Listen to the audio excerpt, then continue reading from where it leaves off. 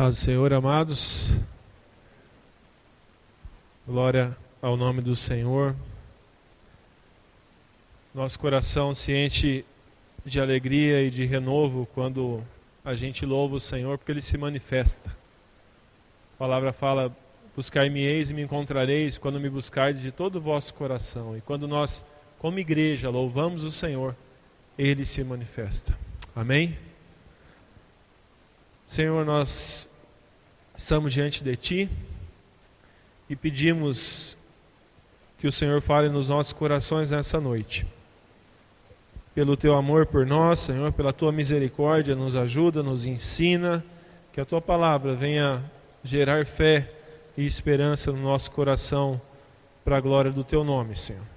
Que sobre este lugar agora haja da Tua paz e da Tua quietude, Senhor, em nome de Jesus. Toda e qualquer coisa que possa atrapalhar, caia por terra agora em nome de Jesus, Senhor. Tudo que pode distrair a nossa atenção, Senhor, em nome de Jesus. Que nada venha roubar a Tua glória nessa noite, Senhor. Amém, Senhor. Amados, eu tenho uma palavra, creio que da parte do Senhor, para compartilhar com a igreja nessa noite. Palavra que o Senhor me falou alguns dias atrás. Ele me deu um gancho esses dias atrás. E sempre que o Senhor me dá um gancho, Ele quer me puxar mais fundo para algum assunto da parte dele. O Tom está tentando me ajudar aí. Vou tentar usar os slides. Se não der, não tem problema. O importante é a palavra. Mas eu quero falar com os irmãos nessa noite a respeito de algo muito presente na palavra e não tão presente na nossa cultura brasileira. Eu quero falar sobre planos, sobre fazermos planos, sobre termos sonhos, sobre termos metas, sobre termos desejos diante do Senhor. Hoje é dia 20 de janeiro. Nós estamos no primeiro mês do ano, passamos a metade do mês. Não se passou ainda 10% do ano. Se não me engano, numa conta rápida aqui, vamos ter aí passado de 5 a 6% dos dias que temos em 2019. Portanto, temos ainda de 95 a 94% dos dias em branco. Não aconteceram ainda. Não fizemos nada neles ainda. É como se tivéssemos um caderno de 365 folhas, 20 folhas já foram escritas, mas 345 folhas ainda estão a serem escritas. E a pergunta é: como é que a gente está olhando isso? Com pessimismo? Talvez falando: nossa, já foi 5%, nossa, já foi 20 dias, nossa, e agora, meu Deus do céu, mais um ano, nossa, como que o tempo está passando rápido, nossa, meu Deus.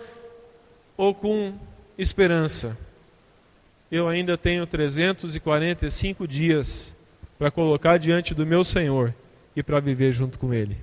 Amém, amados? Eu ainda tenho 95% do meu ano para colocar diante do Senhor, para colocar projetos diante do Senhor, para colocar sonhos diante do Senhor, para colocar aquilo que está no coração do Senhor em clamor, em oração, com esperança, clamando que 2019, clamando que esse ano seja um ano de nós realizarmos aquilo que está no coração do Senhor e também de colocarmos diante do Senhor aquilo que muitas vezes está no nosso coração. Por quê, amados? Porque se não tivermos essa atitude, corremos um risco. E eu trouxe a imagem aqui. Não está fácil ali, está difícil. Senhor, em nome de Jesus, toca esse projetor aí. Eu trouxe a imagem de uma cena de um filme infantil. Não sei quantos já assistiram aqui Alice no País das Maravilhas. É antigo. Teve uma regravação há pouco tempo atrás. Mas... Ô, dona Cida, glória a Deus. Mas nesse filme tem uma cena onde Alice se encontra com o gato. E quando ela se encontra com o gato, ela faz uma pergunta para o gato. Ela diz: eu queria saber que caminho eu devo tomar.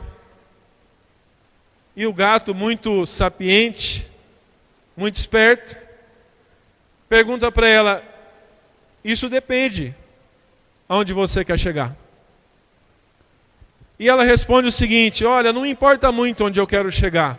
E aí o gato responde: então não importa muito que caminho tomar. E a conclusão da conversa do gato com o personagem é que, para quem não sabe onde quer chegar, qualquer caminho serve. Para quem não tem planejamento, é a filosofia de boteco que nós ouvimos muitas vezes do deixa a vida me levar. Porque não sabe onde quer chegar. Não sabe para onde está indo. Não sabe o que quer da vida. Não sabe o que quer, por exemplo, na sua vida espiritual, no seu relacionamento com Deus. Aonde você quer chegar? Qual é o teu desejo? Qual é o teu objetivo na tua vida espiritual? Qual é o teu objetivo na tua vida conjugal, no teu casamento, no teu relacionamento com a tua esposa, esposa com o marido? Vai levando, vai indo. Não sabe onde quer chegar no relacionamento com os filhos, não sabe onde quer chegar no relacionamento com os negócios, com o trabalho, com aquilo que precisa ser feito. E por que isso tudo, amados? Porque muitas vezes nós não temos planejamento, não temos foco, não temos um plano e um objetivo traçado. Planejamento.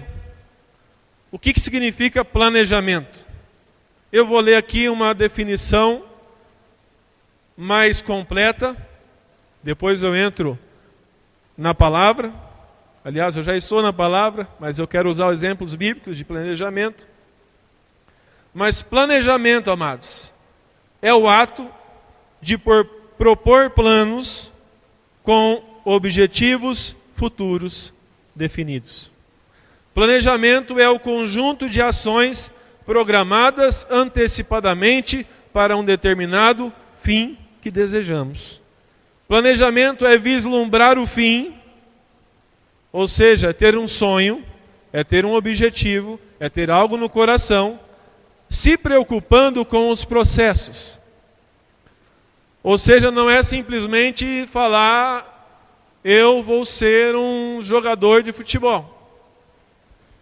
É saber que no caminho existem processos.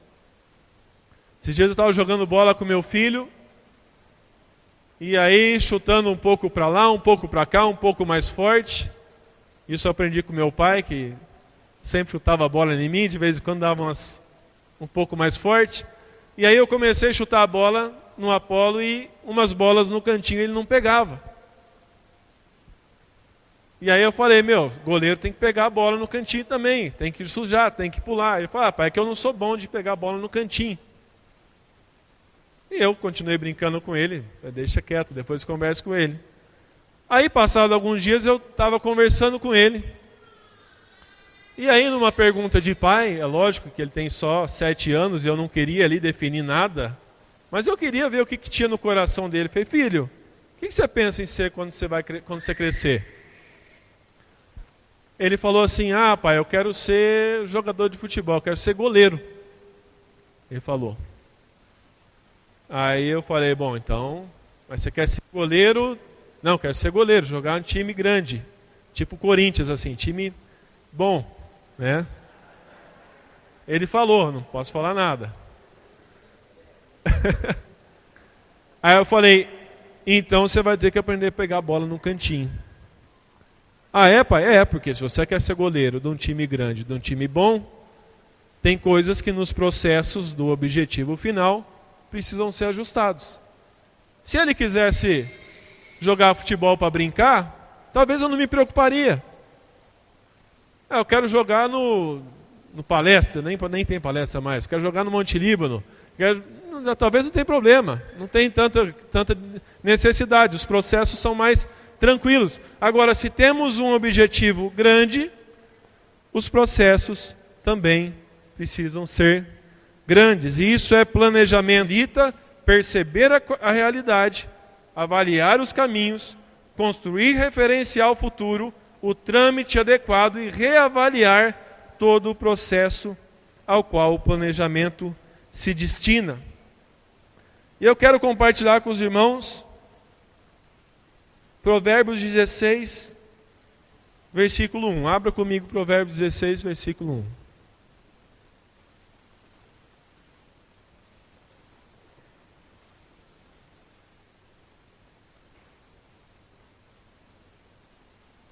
Então, deixa um pouco folgadinho, talvez ele vai.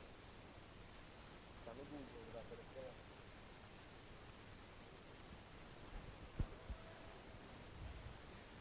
Eu quero compartilhar com os irmãos a graça que nós temos de poder fazer planejamentos.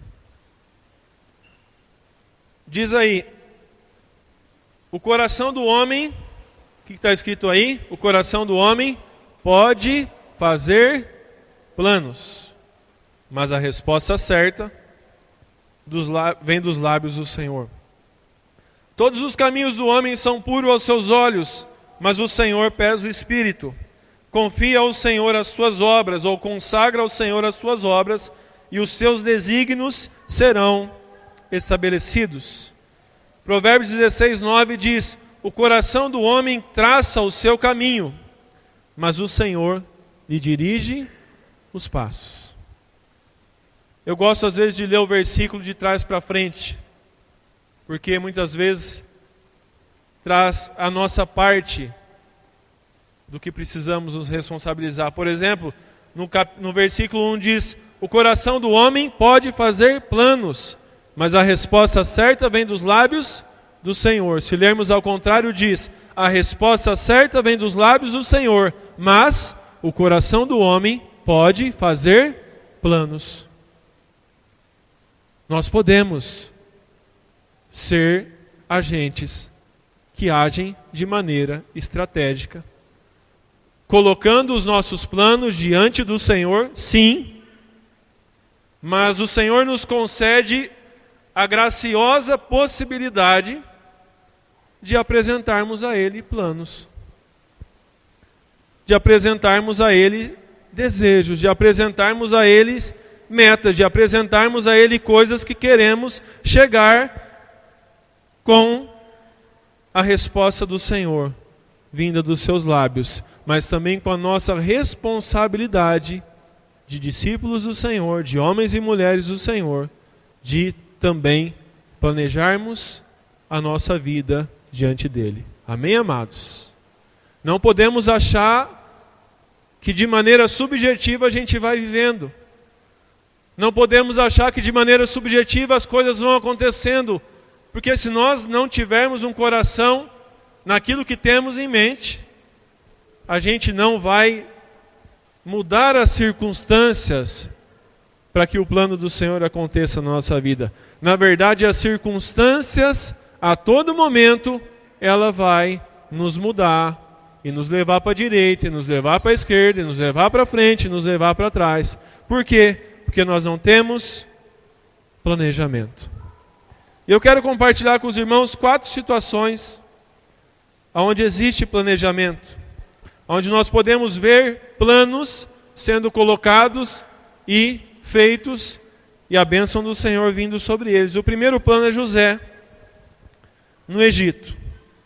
Quantos aqui conhecem a história de José? Teve até uma série na Record, né? José no Egito. E para quem não conhece, eu vou fazer um resumo. José era filho de Jacó. Jacó é aquele que queria Raquel, e o sogro enrolou ele, deu Lia primeiro, e depois ele casou com Raquel. Jacó é o 11º de 12 filhos, e é o primeiro filho de Jacó com Raquel. Ele é o filho da velhice, José é o 11º filho. Ele é o filho da velhice de Jacó com Raquel. Quando José cresce, ele ganha uma túnica do seu pai. E os seus irmãos morrem de ciúme dele.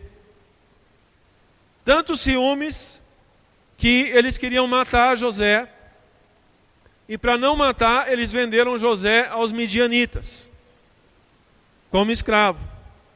Passou um pouquinho a caravana dos midianitas, venderam José a Potifar, chefe da guarda de Faraó. José começa a trabalhar e ele se transforma em alguém importante dentro da casa de Potifar, até que a mulher de Potifar assedia José e diz que José a assediou. José é preso, vai para a prisão, e na prisão se torna alguém importante, que na verdade tomava conta de toda a prisão. Na prisão tem o copeiro de Faraó e o padeiro de Faraó. Os dois têm um sonho. José interpreta o sonho dos dois. E ele diz, o padeiro vai morrer e o copeiro vai ser restaurado à casa de Faraó. Ele interpreta os sonhos acontecem, o padeiro morre, o copeiro é restaurado à sua posição, e José fala para ele, quando você for restaurado, por favor, lembra de mim. E o que acontece? Ele não lembra nada. Passam-se 2 anos, até que Faraó tem um sonho, ele fica agoniado, o copeiro vê que ele está agoniado, e aí 2 anos depois, o copeiro fala, agora eu me lembrei. Faraó, tem um tal de José na prisão que interpreta sonhos. E abra comigo em Gênesis 41, onde nós vamos ver José não só interpretando sonhos, mas também entregando a Faraó um planejamento de 14 anos.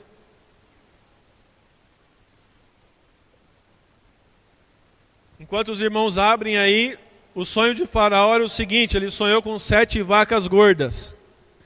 Daí vem o termo que nós usamos, época de vacas gordas. São 7 anos de vacas gordas. São 7 vacas gordas, desculpa. E aí, no mesmo sonho, tem 7 vacas magras que comem as vacas gordas. E depois ele sonha com 7 espigas cheias. E depois vem 7 espigas mirradas, e as 7 espigas mirradas comem e acabam com as espigas cheias. Em Gênesis 41,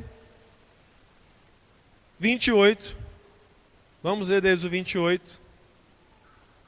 José traz a Faraó o que Deus falou para ele em relação à interpretação. Ele fala, é exatamente como eu disse a Faraó, Deus mostrou a Faraó aquilo que ele vai fazer.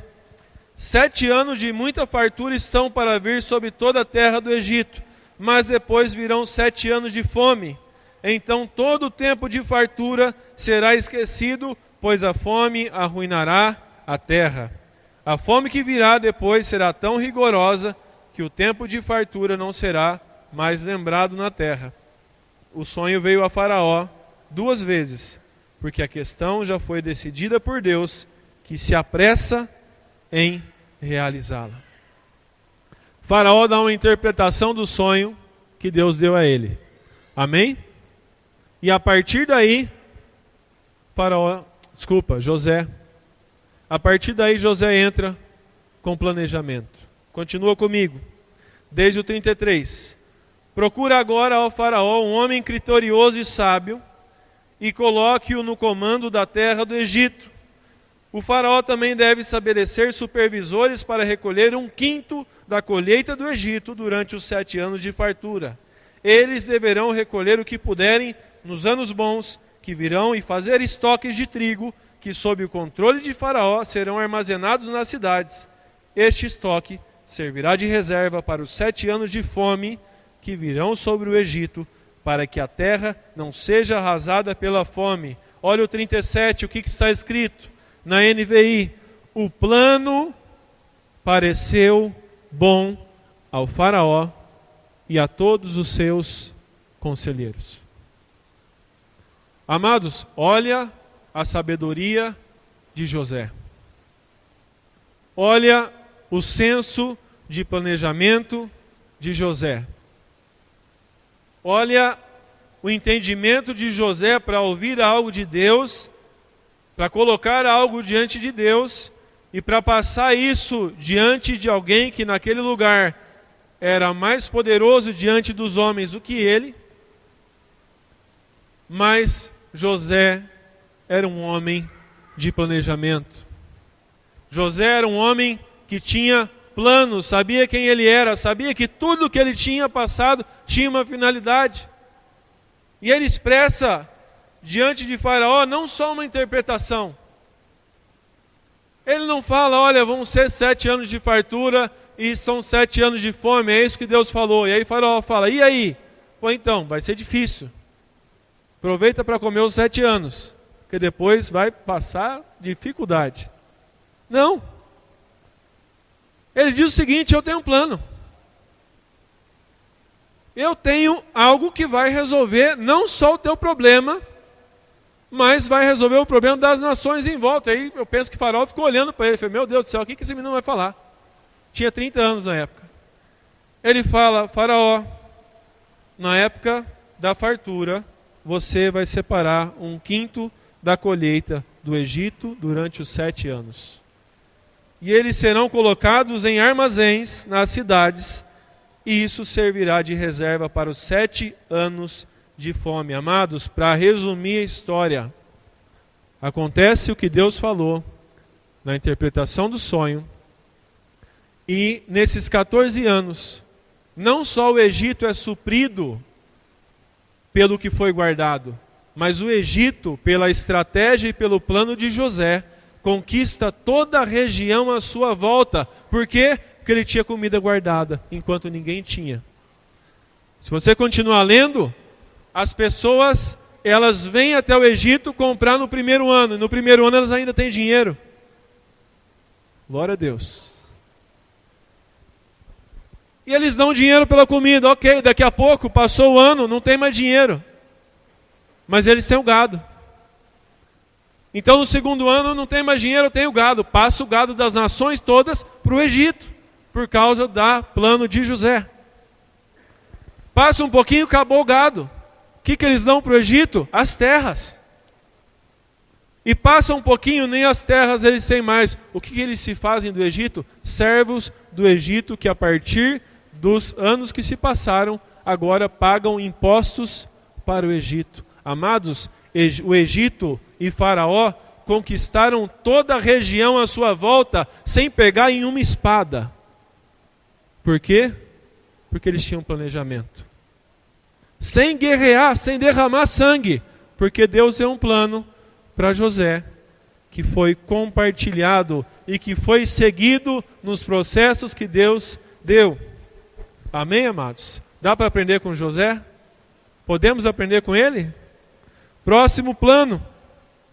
Davi e a reconstrução do templo. Vamos para 2 Samuel 7, 1 e 2.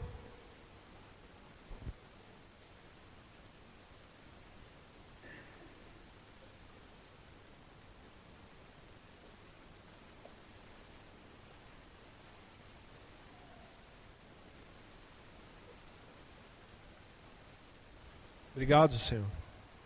Clamamos, Senhor, que o Senhor fale com a tua igreja, em nome de Jesus. 2 Samuel 7, 1 e 2, diz o seguinte: o rei Davi já morava em seu palácio, e o Senhor lhe dera descanso de todos os seus inimigos ao redor. Certo dia ele disse ao profeta Natã: aqui estou eu morando num palácio de cedro, enquanto a arca de Deus permanece numa simples tenda. Em 1 Reis 8, 17 a 19, vamos abrir lá 1 Reis, é o próximo livro aí. 1 Reis 8, 17. Davi estabelece no seu coração um plano, um planejamento. E qual é esse plano? Construir um templo ao Senhor. E diz aqui em 1 Reis 8, 17, aqui é Salomão falando. Ele diz: meu pai tinha no seu coração o propósito de construir um templo em honra ao nome do Senhor, o Deus de Israel. Mas o Senhor lhe disse: você fez bem em ter no teu coração um plano de construir um templo em honra ao meu nome. No entanto, não será você que o construirá, mas o seu filho que precederá você, ele construirá um templo em honra ao meu nome. Amados, sabe o que me chama a atenção nessas passagens que a gente leu? Davi, ele não vai construir esse templo. Quem vai construir esse templo é Salomão. Ele tem o desejo de construir um templo. Ele olha para a casa dele, ele vê na casa dele tudo do bom e do melhor. Minha casa é mármore no chão, lustre no telhado, trazendo para os nossos dias de hoje, televisão de plasma no meu quarto, tudo do bom e do melhor. E ele olha a casa de Deus numa tenda. Então ele coloca no coração dele um plano: Senhor, e ele fala com o profeta Natã: Senhor, eu vou construir um templo em honra ao meu nome. O Senhor vira para ele e fala assim: não vai. Quem vai construir é teu filho. Mas o Senhor fala um negócio para ele interessante. Lê comigo aí no 18. Mas o Senhor lhe disse: você fez bem em ter no teu coração um plano de construir um templo em honra ao meu nome. Amados, o planejamento do nosso coração diante de Deus alegra Deus. Qual que é o teu planejamento? Qual que é o teu plano? Qual que é o teu desejo diante do Senhor? Eu quero te dizer o seguinte: pode ser que não seja você que vai realizar, pode ser que seja o teu filho que vai realizar. Mas uma coisa acontece: Deus se alegra quando você sonha na presença dEle. Amém, amados? Deus se alegra quando você sonha. Deus se alegra quando você planeja. Deus se alegra quando você quer construir, quer ir para frente, quer ampliar, quer alargar a tenda. Deus se alegra. Porque Deus é assim. Deus é um Deus de expansão. Deus é um Deus de crescimento. Deus é um Deus que fez os céus e a terra, o universo e as estrelas. E dizem os cientistas que até hoje o planeta está em expansão. Porque o nosso Deus é um Deus de expansão. E para terminarmos, da atitude de Davi, que nos encoraja também, 1 Crônicas 22, versículo 5. Olha a atitude de Davi diante do não de Deus. Olha a atitude de Davi diante daquilo que Deus disse: não vai ser você, vai ser o teu filho. E nós precisamos aprender com a atitude de Davi. Porque Davi não foi pequeno. Davi foi nobre. Davi não foi mesquinho. Davi não foi alguém que se diminuiu. Ele diz o seguinte em 1 Crônicas 22, 5. Davi pensava: meu filho Salomão é jovem e inexperiente, e o templo que será construído para o Senhor deve ser extraordinariamente magnífico e cheio de esplendor à vista de todas as nações. Por isso deixarei tudo preparado para a construção do templo. Davi falou: eu não vou construir, mas eu vou cooperar com a construção. Eu não vou fazer, mas eu vou ajudar quem faz. Não sou eu que vou executar esse plano, não sou eu que vou chegar lá, não sou eu que vou ver essa inauguração, mas eu vou deixar tudo preparado. E diz aqui em 1 Crônicas 22, 14: com muito esforço providenciei para o templo do Senhor 3.500 toneladas de ouro, 35.000 toneladas de prata, e bronze e ferro, mais do que se pode calcular, além de madeira e pedra. E disse: você ainda poderá aumentar a quantidade desse material. Amados, olha o coração de Davi. Porque Davi poderia se doer e falar o seguinte: o plano é meu, Não foi Salomão que pensou na casa de Deus, fui eu. Então, se Deus falou que Salomão vai fazer, Salomão que se vira. Já que eu não vou ter lá meu nome e minha foto cortando o selo e o laço de inauguração, eu não faço nada. Não, amados, não é esse o coração de alguém que planeja. O coração de alguém que planeja é o seguinte: se eu não puder fazer, eu vou ajudar quem faz. Amém, amados? Porque nós temos planos que nós vamos realizar, e nós temos planos que não somos nós que vamos realizar. É muitas vezes os nossos irmãos, ou os nossos filhos, ou a próxima geração. Amém? Terceiro exemplo, a vida de Neemias, o reparador. Livro de Neemias, povo judeu levado cativo, Jerusalém destruída. Existiam remanescentes em Jerusalém, existiam pobres, humilhados e miseráveis. Qual era a situação de Jerusalém? Os muros quebrados e as portas queimadas. Naquela época, uma cidade sem muro e sem porta era uma cidade pronta para ser destruída. No começo do livro de Neemias, chega lá, vamos abrir lá, Neemias, capítulo 1, chega lá, Hanani, um dos irmãos de Neemias.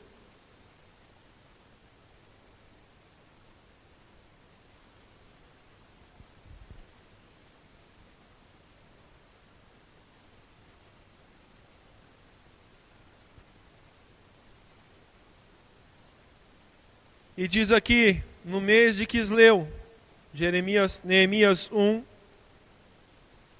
palavra de Neemias, filho de Acalias. No mês de Quisleu, no 20º ano, enquanto eu estava na cidade de Suzã, Hanani, um dos meus irmãos, veio de Judá, com alguns outros homens, e eu lhe perguntei acerca dos judeus que restaram, os sobreviventes do cativeiro, e também sobre Jerusalém. E eles me responderam: aqueles que sobreviveram ao cativeiro e estão lá na província, passam por grande sofrimento e humilhação. O muro de Jerusalém foi derrubado e as suas portas foram destruídas pelo fogo. Quando ouvi essas coisas, sentei-me e chorei. Passei dias lamentando-me, jejuando, orando a Deus dos céus. Então ele orou ao Senhor. Neemias está diante de um problema. Neemias está diante de uma aflição. Neemias está diante de uma situação que, racionalmente falando, ele não tinha como fazer nada. Ele era copeiro do rei. E Jerusalém estava destruída. Mas ele não se cala diante do problema. Ele começa um processo de jejum, oração e de busca diante do Senhor. Ele começa a se humilhar diante do Senhor e a dizer: Senhor, aconteceu conosco aquilo que o Senhor disse que aconteceria se nós abandonássemos a Tua palavra. O Senhor nos disse, se nós lermos o Velho Testamento, nós vamos ver Deus falando com o povo dele: o dia que vocês me abandonarem, que abandonarem a minha palavra, vocês serão espalhados pelas nações. Não façam isso. Mas eles fizeram e foram espalhados. Neemias diz: Senhor, o que está acontecendo é justo. Nós abandonamos a Tua palavra, mas ele clama a misericórdia do Senhor contra eles e da fidelidade que Deus prometeu a Moisés, porque da mesma forma que Deus falou para ele que eles seriam espalhados pelos lugares mais distantes, ele diz também que se alguém no seu povo se arrependesse, eles o reuniria e os traria de volta.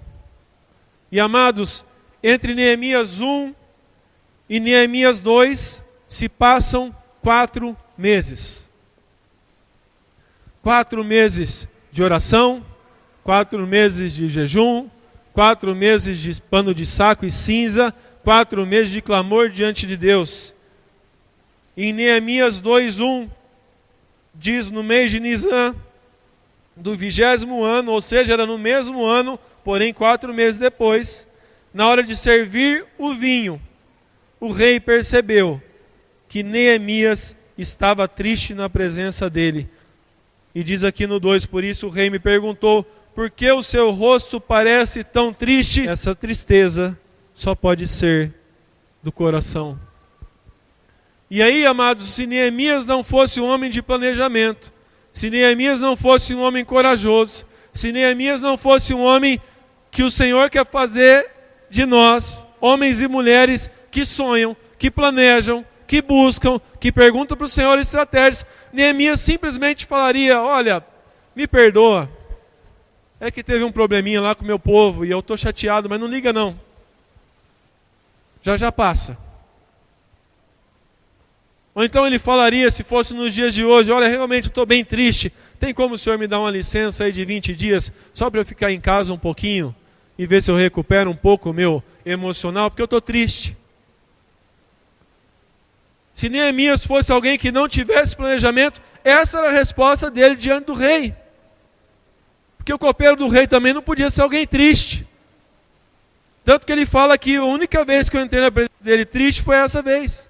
Só que aí, amados, quando o rei pergunta o que está acontecendo para Neemias, eu não sei se naquela época eles guardavam o que eles escreviam em folhas de papel, mas se Neemias tivesse uma folha de papel, ele ia abrir, ia cair até os pés dele a lista, porque ele estava com o plano pronto. Amém, amados?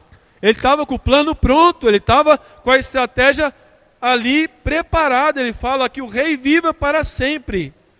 O meu rosto está triste porque a cidade que estão sepultados os meus pais está em ruínas e as suas portas destruídas pelo fogo. E o rei pergunta, o que você gostaria de me pedir? E ele diz, então orei ao Deus dos céus e respondi ao rei, se for do agrado do rei, o seu servo puder contar com a sua benevolência, que ele me deixe ir à cidade onde os meus pais estão enterrados em Judá, para que eu possa reconstruí-la. E o rei foi ouvindo e foi dando corda para Neemias. Então o rei, estando presente a rainha, sentada ao seu lado, perguntou-me, quanto tempo levará a viagem, quando você voltará? Marquei um prazo com o rei, ele concordou que eu fosse. A seguir acrescentei, amados, pega o plano de Neemias. Neemias 2, 7. Se for do agrado do rei, eu poderia levar cartas do rei aos governadores do Trans-Eufrates para que me deixem passar até chegar a Judá, e também uma carta para Asaf, guarda da floresta do rei, para que ele me forneça madeira, para as portas da cidade que fica junto ao templo, para os muros da cidade e para a residência que irei ocupar, visto que a bondosa mão de Deus estava sobre mim. O rei atendeu os seus pedidos. José, Davi, Neemias. Homens que não foram os homens que foram por acaso. Homens que nós estamos falando deles há 3.000, 4.000, 2.500 anos após as suas mortes. Por quê? Porque eram homens de planejamento. Eram homens que sabiam onde queriam chegar. Eram homens que colocavam os seus planos diante de Deus. Eram homens que faziam planos no seu coração e levavam ao Senhor. Senhor, eu tenho esse plano. E Neemias, que não tinha nada, pela sua estratégia, conseguiu carta para os governadores, porque ele precisava passar por cidades até chegar a Jerusalém. E se não tivesse carta do rei, morreria no caminho. Não só isso, mas ele conseguiu fornecimento de madeira. E o que é isso, amados? É processo. Não é ter um sonho, ou uma meta, ou um plano e não fazer por onde. E não ter atitude, e não orar, e não buscar, e não colocar diante de Deus. Eu preciso de madeira. E não somente isso, no 17, Neemias 2,17, ele encontra os irmãos dele e disse, vejam a situação terrível em que estamos. Jerusalém está em ruínas, e as suas portas foram destruídas pelo fogo. Venham, vamos reconstruir os muros de Jerusalém, para que não fiquem mais nessa situação humilhante. O último passo era que Neemias precisava de mão de obra. Amados, Neemias tem 12 ou 13 capítulos, deixa eu ver aqui. Neemias tem 13 capítulos. Você sabe o que acontece nos próximos capítulos do livro de Neemias? O plano de Neemias. O que acontece nos próximos capítulos é o desenrolar do plano, do planejamento que Neemias apresenta diante do seu Senhor. E o que isso me ensina? O que vai acontecer na minha vida nos próximos meses, nos próximos anos, nas próximas semanas? Muito provavelmente, ou vai ser aquilo que eu vou colocar diante de Deus e vou pedir para o Senhor experimentar aquilo e pesar o espírito dele, planejamento, ou vai acontecer, ou eu vou ficar à mercê daquilo que está acontecendo com os outros, sendo jogado de um lado para o outro, sendo vítima das circunstâncias. E para ir para o último exemplo, nós vamos para o exemplo do nosso Pai, o nosso Deus. E eu pergunto para os irmãos, Deus é um Deus de planos ou não? Sim ou não? Deus planeja ou não? Deus é estratégico ou não? Diz a palavra em Jó 42, 2. Ele fala, sei, Senhor, que pode fazer todas as coisas e nenhum dos teus planos podem ser frustrados. Ou seja, Deus faz planos. Deus planeja. Deus é estratégico. Deus não faz as coisas de qualquer jeito. Deus não faz as coisas sem pensar. Deus não vai fazendo, vai dando certo, vamos fazendo, vamos indo, vamos empurrando com a barriga. Lá na frente eu faço um milagre e aí não. A Bíblia tem de Gênesis a Apocalipse o propósito eterno de Deus. Planejado antes da fundação do mundo. Em Jeremias 29, 11, ele fala o seguinte, porque sou eu que conheço os planos que tenho para vocês, diz o Senhor, planos de fazê-los prosperar e não de lhes causar dano, planos de dar-lhes esperança e um futuro. Então vocês clamarão a mim, virão orar a mim, e eu os ouvirei. Se pegarmos Gênesis na criação, qual era o objetivo de Deus desde Gênesis? Um povo segundo a sua imagem, para a sua glória. Hoje nós falamos e repetimos, uma família de muitos filhos semelhantes a Jesus, para a glória de Deus Pai. Amados, esse é o objetivo de Deus desde o Jardim do Éden. Tanto que Ele constrói Adão e Eva à sua imagem e semelhança. E quando nós estamos sendo restaurados à imagem e semelhança de Jesus, nós estamos sendo restaurados à imagem e semelhança do próprio Deus, porque o Filho é um com o Pai, a exata imagem do seu ser. E o que é isso? É planejamento. É o Deus que tinha um plano desde Gênesis. É um Deus que queria construir eu e você, o homem, a raça humana, e se relacionar com ela. Mas olha só, Deus demora 5 dias para criar o homem. Primeiro, ele começa lá, vamos para Gênesis 1. Primeiro ele pega a terra sem forma e vazia. E ele pensa, não posso colocar o homem nisso aqui. E o que é isso? Planejamento. Como é que eu vou colocar o homem antes de colocar água? Ele vai reclamar comigo, Senhor, estou com sede. A mulher vai reclamar com ele, Senhor, não tem nada para fazer aqui. Está tudo escuro, nem luz tem. Então, ele começa ali a primeiro dizer, haja luz, a primeiro separar o dia da noite, depois ele separa as águas para cima e as águas para baixo, depois ele cria a terra, depois ele cria a vegetação, depois ele cria os animais aquáticos, depois ele cria os animais terrestres, e no sexto dia ele cria a raça humana, e diz lá em Gênesis 1:26, então disse Deus, façamos o homem à nossa imagem, conforme a nossa semelhança. Amados, me chama a atenção que Deus só foi fazer o objetivo dele no sexto dia. E sabe o que isso me ensina? Que quando a gente tem um planejamento, quando a gente tem uma meta, quando a gente tem um desejo, aquilo não vai acontecer no primeiro dia. Exige processos, exige que a gente analise o que precisa ser feito, exige que a gente pense, Senhor, qual é a tua estratégia para isso? E Deus, da mesma forma, respeitando os mesmos critérios, cria o homem no sexto dia e no sétimo ele descansa.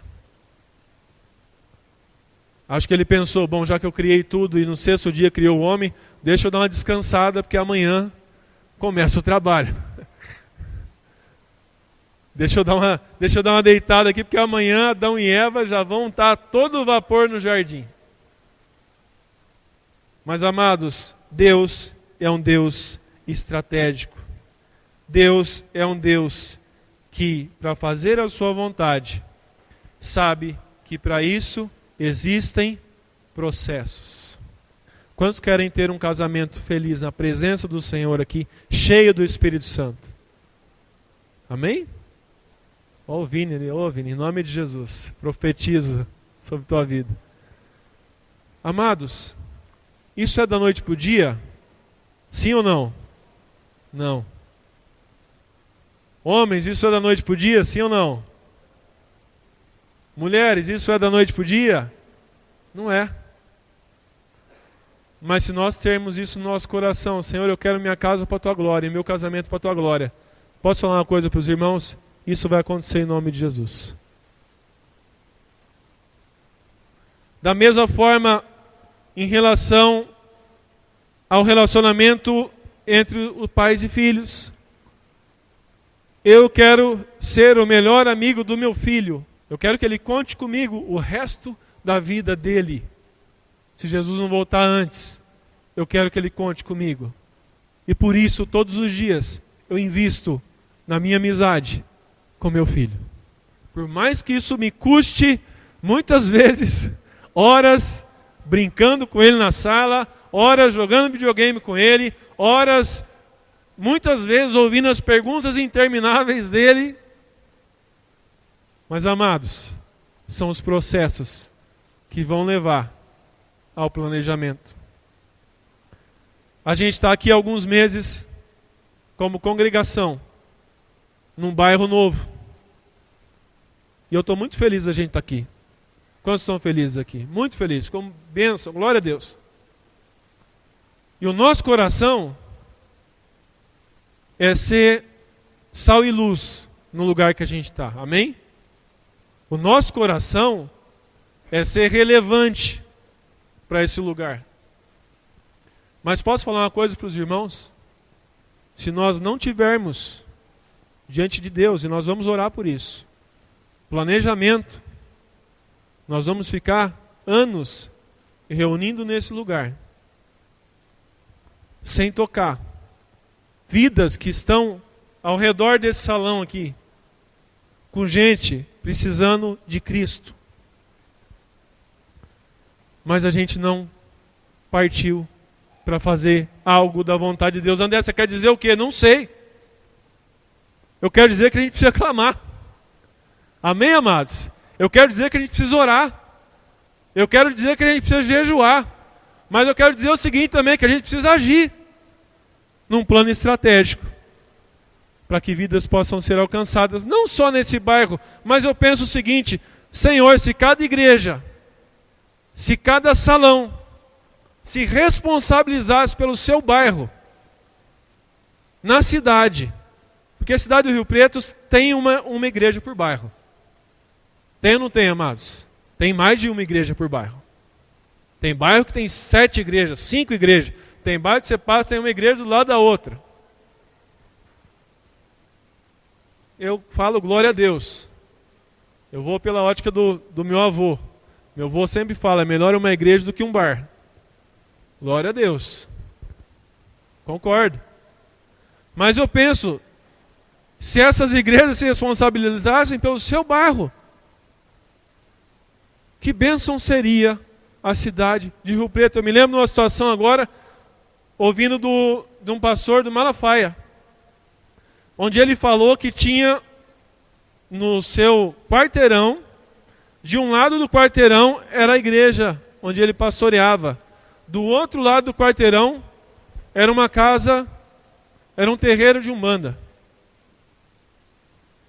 E um dia, chegando de carro para a igreja, ele passou na frente do terreiro de umbanda e ele fez uma pergunta para o Senhor: Senhor, como é que o Senhor permite isso, que no mesmo quadra que a tua igreja se reúne, haja um terreiro de umbanda?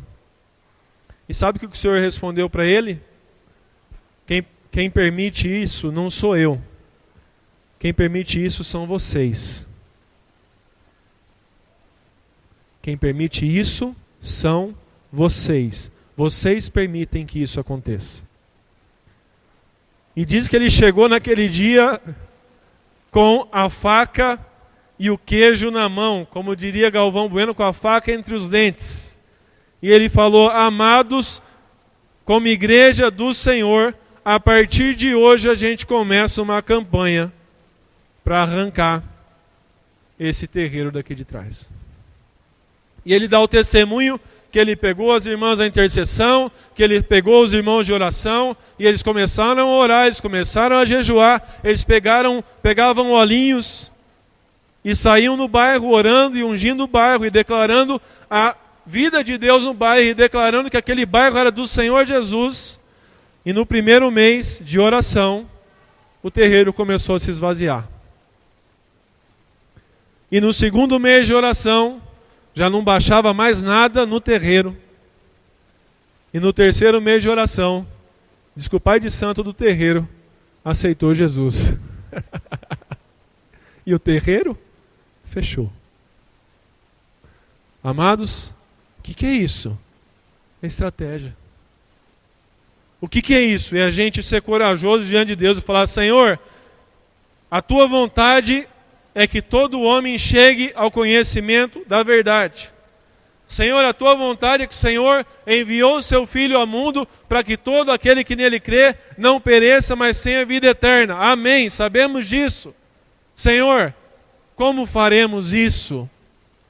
Amém, amados? Precisamos pregar o Evangelho a toda criatura, precisamos levar o amor de Deus a toda criatura. Aquilo que nos libertou do pecado, Ele é vivo e continua tocando pessoas. Senhor, em nome de Jesus, como faremos isso? Qual é a estratégia que está no teu coração? O que eu posso fazer para sair do meu lugar, onde eu estou, e me tornar alguém que vai fazer alguma coisa no lugar onde eu fui plantado? E isso, amados, é estratégia. E para finalizar, essa palavra de encorajamento aos irmãos. Quando há planejamento, porque quando não há planejamento, lembre-se da cena da Alice no País das Maravilhas. Quando não se sabe onde quer chegar, qualquer caminho serve. Não é essa a nossa realidade. Amém? Como igreja nós sabemos onde a gente quer chegar. Em nome de Jesus. Mas quando há planejamento, os processos se adequam ao objetivo final. E não o objetivo final que se adequam aos processos, mas são os processos que são adequados ao sonho. Exemplo, Davi. Quando ele quis construir o templo do Senhor, ele tinha um sonho, ele tinha um plano, ele tinha algo que agradou o coração do Senhor. Sabe, irmãos, que ele não tinha condição financeira para isso. Só que é o seguinte: quem tem sonho, vai atrás do sonho e a provisão vem. Então Davi tira do tesouro pessoal dele uma baita oferta e ele começa a ofertar para a construção do templo. Ele chega nos líderes, os líderes ali constrangidos pela ação de Davi têm o mesmo coração de oferta. E quando os líderes têm esse coração de oferta, todo o povo começa a contribuir para a construção do templo. O templo é construído. O que eu quero dizer? Quando se tem planejamento, os processos se adequam. Amém? Os processos se adequam, os processos nos adequam. Isso é fruto de uma visão, de um planejamento. Segundo ponto, nós temos ações assertivas e intencionais, não caindo no perigo de deixarmos as circunstâncias nos guiarem, não caindo no perigo de deixarmos a vida nos levar, não caindo no perigo de cuidar da nossa casa de qualquer jeito, não. Nós estávamos quarta-feira em casa, reunido com o grupo, nós estávamos orando pelos nossos filhos, e profetizando sobre os nossos filhos, e colocando diante de Deus uma cena daquilo que nós queremos para os nossos filhos. Senhor, os meus filhos serão instrumentos nas tuas mãos. Amém, amados?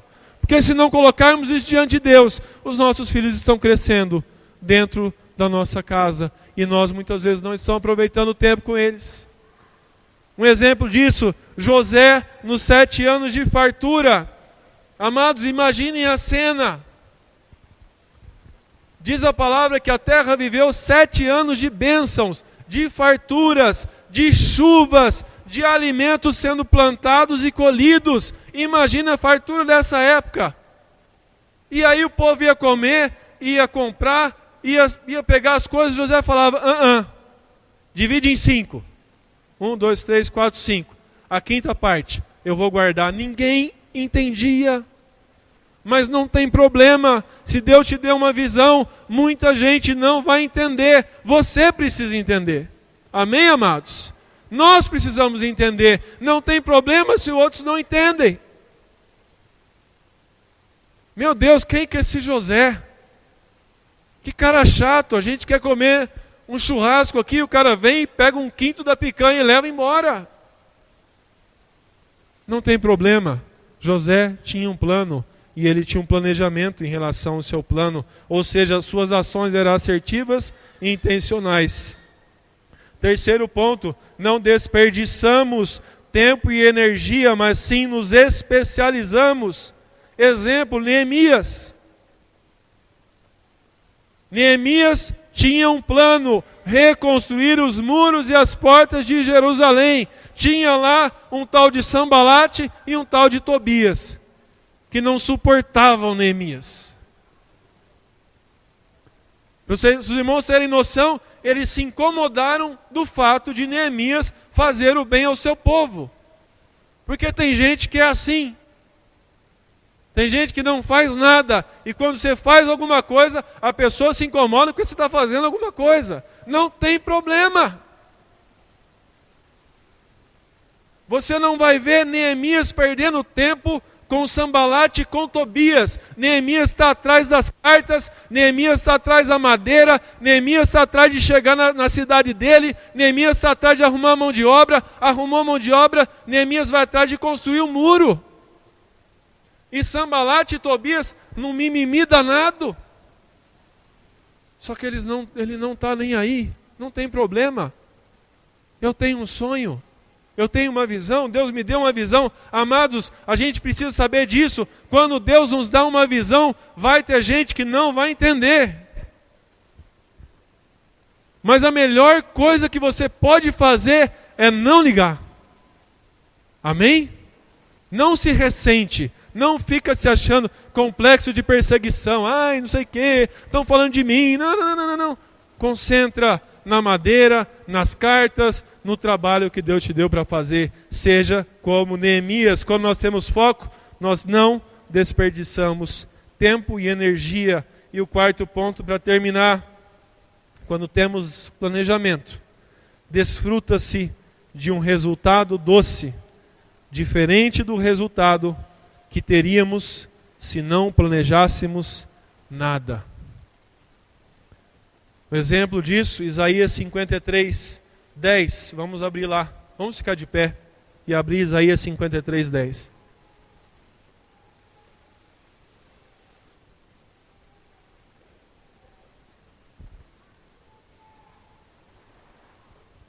Qual era o planejamento do Senhor desde o Éden? Ter um povo que se relacionasse com Ele, fosse santo conforme a sua imagem e semelhança, e o adorasse. Um povo para a sua glória. Uma família de muitos filhos semelhantes a Jesus, para a glória de Deus Pai. Deus tem planejamento, sim ou não? Deus tem planejamento. E como eu coloquei assim, quando se tem planejamento, desfruta-se de um resultado doce, diferente. Amados, tudo dá fruto, a palavra fala. Só que tem coisa que dá fruto doce, tem coisa que dá fruto amargo. Mas tudo dá fruto. Como diz a musiquinha infantil do Asaf, se plantar tomate, vai dar tomate. Se plantar abacate, vai dar abacate. Tudo dá fruto. E eu quero te dizer o seguinte: você e eu, nós somos fruto de um planejamento de amor do Senhor. Sabe o que Deus vê quando olha para você? Meu plano deu certo. Sabe o que tem no coração de Deus quando Ele olha para a igreja dele, que se reúne no nome dele para adorar o nome dele?